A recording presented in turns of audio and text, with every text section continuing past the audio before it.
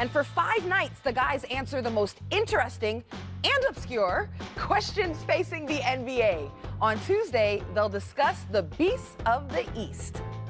Now, obviously, Kyrie Irving and the Boston Celtics will be a part of that discussion. And on Saturday, they took on the Cavaliers from the Q.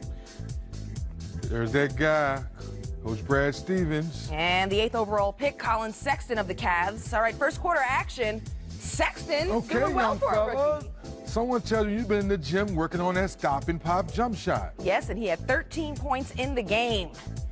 All right, we're still in the first quarter, and things start to heat up and get a little spicy. Rozier makes the pull-up jumper. Oh, wait a minute. Oh, whoa. Right. Aaron you said Baines, spicy? That's more than spicy. What would you call it? Baines and J.R. Smith have to be separated. Remember, J.R. Smith pushed Baines in the chest, but Marcus Smart does not like it. He has to be restrained by 2 teammates, taking them to the ground. J.R. Smith waves goodbye as Smart was ejected from the game, and Smith was given a technical foul. Well, in the beginning, Raj, you look at it, it looks like it's boxing out, and then Baines and JR, they get into it, they lock elbows, and you know, JR's been around a long time, so he's not going to back down. But that number 36 there getting thrown out the game, he's a junkyard dog. Right. He's about that life, as they say. Right, and J.R. Smith waved goodbye as he was ejected. All right, let's head to the second quarter. The game did continue. Decker, crossing up Jason Tatum, makes the layup. Ooh, don't make him fall like that. Woo. Okay, Sammy boy. And at halftime, the Cavs are up 15. All right, second half action. J.R. Smith, not just getting in fights, also knocking down fadeaway jumpers. There you go, JR. Sometimes we get into a little bit, Raj, to get you going. Right.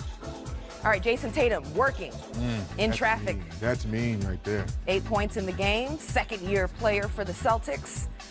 Ante Zizic. Okay, Zizic, more opportunity, better moves. I like it, big fella. He was balling 7 for 8 from the field. He had 20 points, and the Cavs get the win.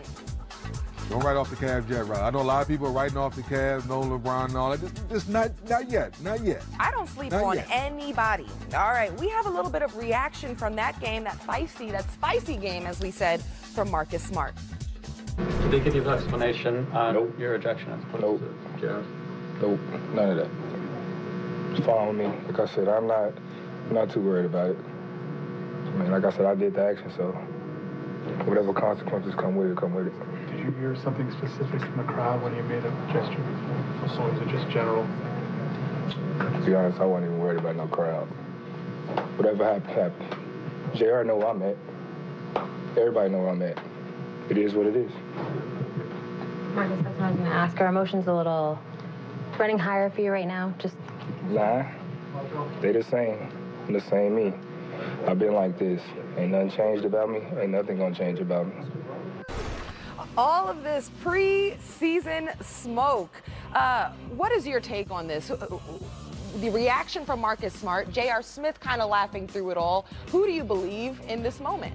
Well, I definitely believe in Marcus Smart's words after the game because we know, as he said, we know where he's at.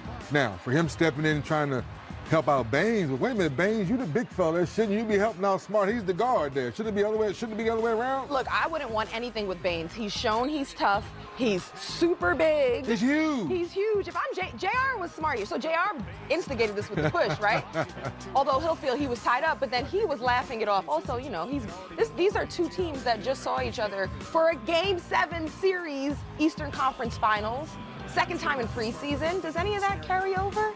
Somewhat, it does, Rod. With that being said, when you play a team so much the last couple of years, and let's go ahead and call it, yes, LeBron is gone, but still some of the core people are still there. They played against each other in the regular season, the playoffs, and yes, things can get a little testy in the preseason. My question for the Cavs is, will you carry this moxie into the regular season to prove to people you still want to fight for a playoff spot? Well, we know the Celtics. We know they've been there, they've done that. They've weathered the storm last year with all their injuries. And I believe Marcus Smart. So I believe him too. 2 things. I saw this team in the Eastern Conference playoffs. And I truly believe everything I saw. This team is super close-knit.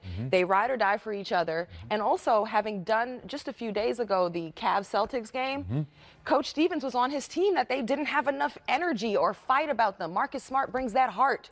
And when he saw his teammate get pushed, he came there, maybe that lights a fire under them, because this is a young team that has realized a lot of success. Maybe they need something to get them going early in preseason where it's hard to get motivated. There's no question in our game right now, Brad Brad Stevens is one of the best motivators to get this young team going. And I agree with you. Marcus Smart is that guy that comes off the bench and gives them that extra energy. Absolutely. All right, let's check out more action around the league. The Pacers were in Memphis taking on the Grizzlies. That's Jaren Jackson, the 4th overall pick, and he made an impact for the Grizzlies early. I love it, Rod. Straight to the paint. Yes, he can shoot the three, but he's a throwback. He likes to go down low. Speaking of the devil, shoot the three, big fella. I must know what's coming, huh? It's like you analyze basketball for a living, huh? There it is, back down low again. I love it. I love it. The rookie had 18.6 rebounds, and now Tariq Evans making his Pacers debut. Oh, nice little pass there. It's a bonus, finishing with the baby left. Showing he can do it all this time, finishing for himself, coast to coast. I heard a tweet get him to the free throw line. And this time out in the open court, sizing up the defense and making the layup. He finished with 12.6 rebounds, 3 assists. All right, let's go to the 4th quarter. One of the Holiday boys doing work. Holiday. 1st round pick, Aaron Holiday out of UCLA. He had 20 points in the game. All right, Grizzlies down 3, under 20 seconds left. Oh, a little misdirection. And a little opportunity. Oh! Off the glass, count it, Utah. The bank is open that late at night in Memphis. I guess loves so. it. They're tied at 94. We're going to overtime, free basketball. Watanabe, now he's feeling it. And he knocks it down. He had 11 points in the game, and the Grizzlies get the win. I like it. I like it. Very happy for Tariq Evans. Back into the flow of things. Went through a few things with the injuries last couple of years. Back into the NBA, playing well. All right, well, we have a little bit of sad news. According to multiple reports, Spurs' 1st round pick, Lonnie Walker IV, will undergo surgery Monday to repair a right medial meniscus tear and is expected to be out 6 to 8 weeks. The 18th overall pick injured his knee with 6:49 left in the Spurs win over the Pistons on Friday. Coming up, the Open Court crew looks at the best young players in the NBA, and you can bet a talented point guard from Philly made that list. He can take it a lot of different ways. Just his versatility and what he brings to that team and the game, I think, it can be a very, very interesting ceiling for him and those guys. You mentioned the shooting, and that's the obvious weakness with Ben Simmons right now. How much better a shooter does he have to become to be the guy in this group that emerges? I mean, he doesn't have to do it right now. I think for him, I think we all had things we had to develop over the course of our career, and you're not going to have everything right away. Him being creative in finding out ways to score and get his team involved despite not shooting it so well, that'll be good for him until he develops that shot. But he just has to keep working. I'm interested now to see Lonzo Ball. Okay. Because I've watched him in high school, grow up. I watched him in college. And then I watched his dad become a star.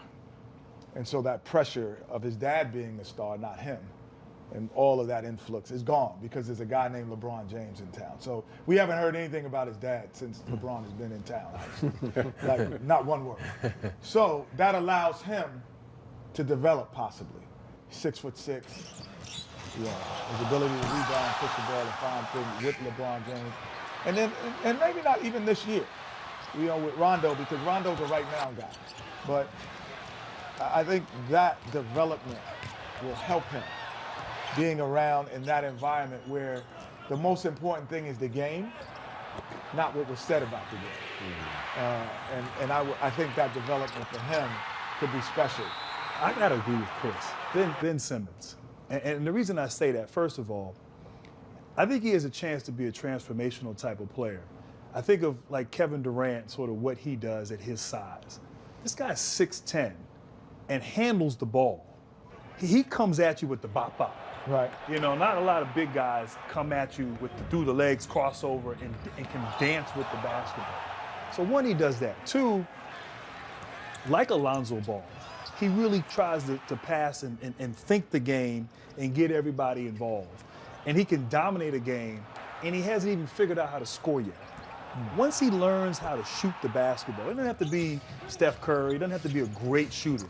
But I think he has a chance to really sort of bring a different style and dominate the game in a way that we really haven't seen before. Do you think he can play a point guard his entire career? Yeah, I think so. because of what both of y'all just said about Alonzo Ball. They both are givers. They both want to help each other. But I don't even know if Ben Simmons needs to get a jump shot.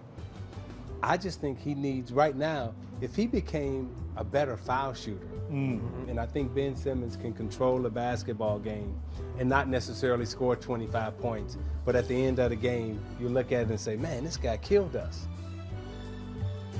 The popular Open Court returns to NBA TV Tuesday at 7 p.m. with a season preview special.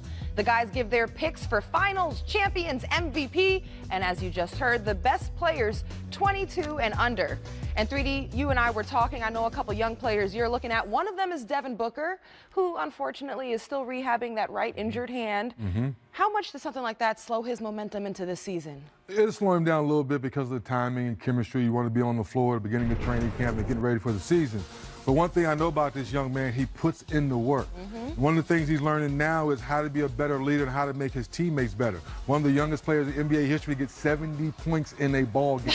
You know, it's saying that is really hard to say in today's game, knowing that ISOs and pick and rolls. But I think this young man, as he learns to become a better leader, the sky's the limit. What's the biggest challenge for a guy that talented, that young, on a struggling team?